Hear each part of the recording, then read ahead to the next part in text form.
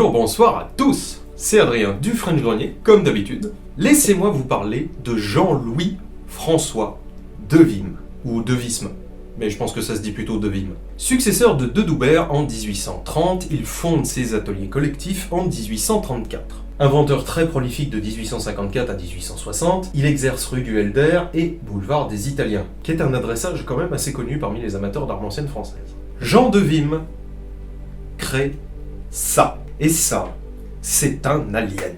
Mais un alien vachement bien fait.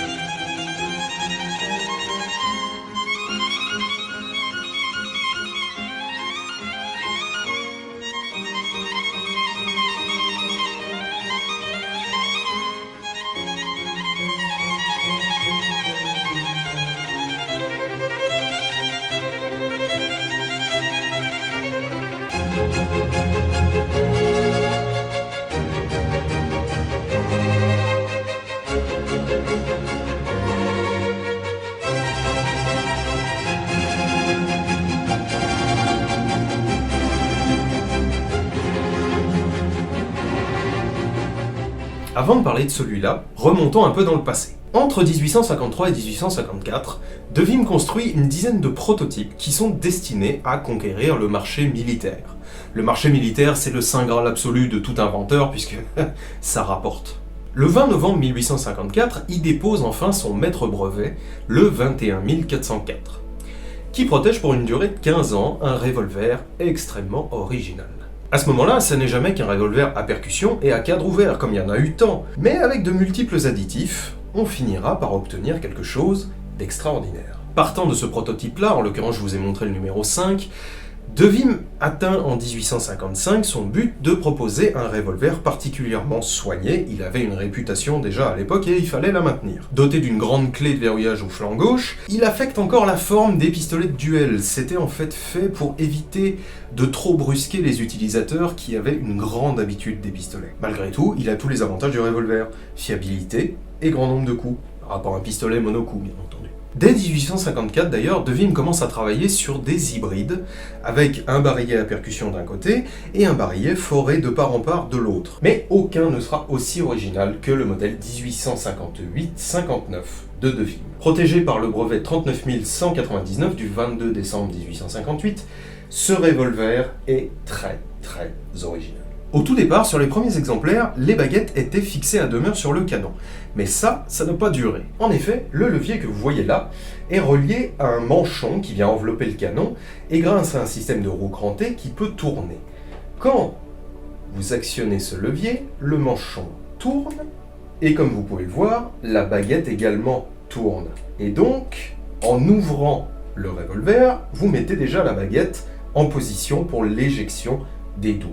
Ensuite, c'est un revolver à brisure. C'est un revolver à brisure, mais à brisure par le bas. Juste à l'arrière du barillet, vous avez ici l'extrémité de l'axe qui est en T et qui permet de verrouiller le tout dans la carcasse. Vous avez ici une mortaise également en T. Une fois que vous avez fait ça, vous pouvez bien entendu actionner la baguette, retirer vos étuis, remettre des munitions, refermer et verrouiller. Vous allez me dire que c'est d'une simplicité quasi enfantine. C'est pas totalement faux, mais il fallait déjà y penser. Le seul problème réel de ce revolver, qui fait qu'il n'a jamais été adopté bien entendu par une armée, c'est que ce verrouillage en T finit par prendre fatalement un jeu catastrophique. Celui-ci, j'ai de la chance, il est parfait. Contrairement aux exemplaires qui sont à percussion avec une amorce, celui-ci est à percussion centrale, avec un chien externe décentré, qui vient en gros épouser quasiment la forme de la poignée. C'est une énorme poignée. Preuve en est, les plaquettes ont 2 jeux de rosettes et 2 vis, ce qui est plutôt incongru, en général c'est plutôt une. De même, et comme vous pouvez le voir, le percuteur est très saillant. C'est clairement une arme où le raté de percussion n'existe pas. En revanche, l'enclouage, c'est bien possible qu'à l'époque il en ait souffert.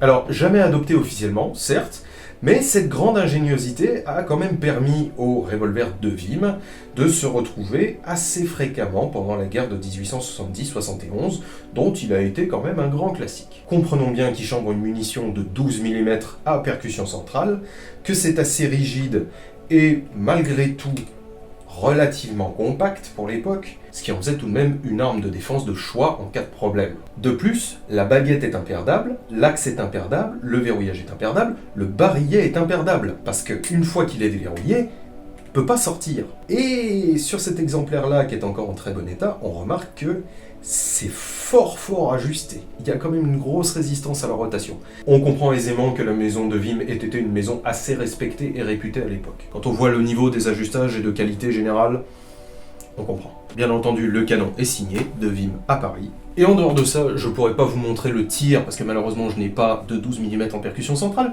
mais ergonomiquement, c'est très sympa. On est très bien dessus, il faut pas une énorme main, mais malgré tout, on a bien l'arme en main.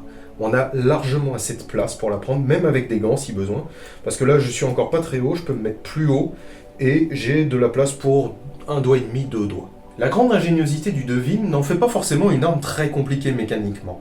Vous avez ici la partie maîtresse de la carcasse qui comprend la partie avant de la bride et le bouclier. La partie supérieure de la poignée est prise à crochet ici en bas et vissée sur la partie maîtresse de la carcasse au-dessus. Vous avez un petit ressort de rappel de queue de détente, tout à fait classique. Un grand ressort en V qui est relié au chien par une chaînette. Ça aussi c'est relativement classique. Là où il y a un petit peu d'originalité, c'est sur la mécanique de verrouillage. Le barillet est parfaitement lisse et ne comporte pas d'encoche. Les encoches sont en fait derrière, et vous avez ici un petit téton qui vient tout simplement avancer au fur et à mesure que vous armez, et qui vient verrouiller le barillet. C'est tout à fait original puisqu'à ma connaissance c'est le seul revolver qui fonctionne comme ça.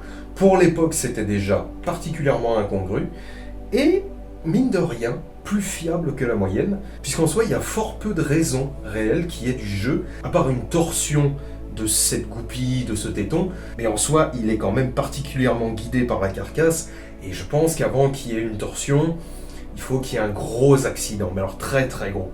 En somme, il n'a pas de raison de prendre de jeu, ce verrouillage-là.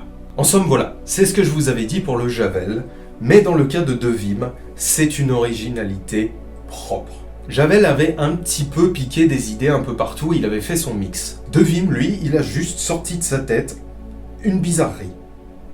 Et une bizarrerie qui marche bien, qui plus est. Oui, le problème du jeu est assez rédhibitoire, mais quand elles étaient neuves et en bon état, c'était des armes absolument formidables. Et moi, je vois une parenté entre le Reich Revolver allemand et celui-ci. Ils fonctionnent pas du tout de la même manière, mais ils ont les mêmes qualités. Rigidité, simplicité, et une sorte de propension à ne pas prendre de jeu, hormis en l'occurrence sur le verrouillage principal du de Vim, mais par exemple, un jeu au barillet sur un de Vim, bah c'est guère possible. Voilà, dites-moi ce que vous pensez de ce de Vim, moi en plus je le trouve excessivement esthétique. C'est une grande ligne, c'est très fluide, c'est très intéressant sur le plan technique et armurier, et en plus c'est très beau. Dites-moi en commentaire ce que vous en pensez. J'espère que cet épisode vous aura plu. Je vous dis à très bientôt pour un nouveau trésor de PP. Mangez des légumes, buvez de l'eau. Ciao!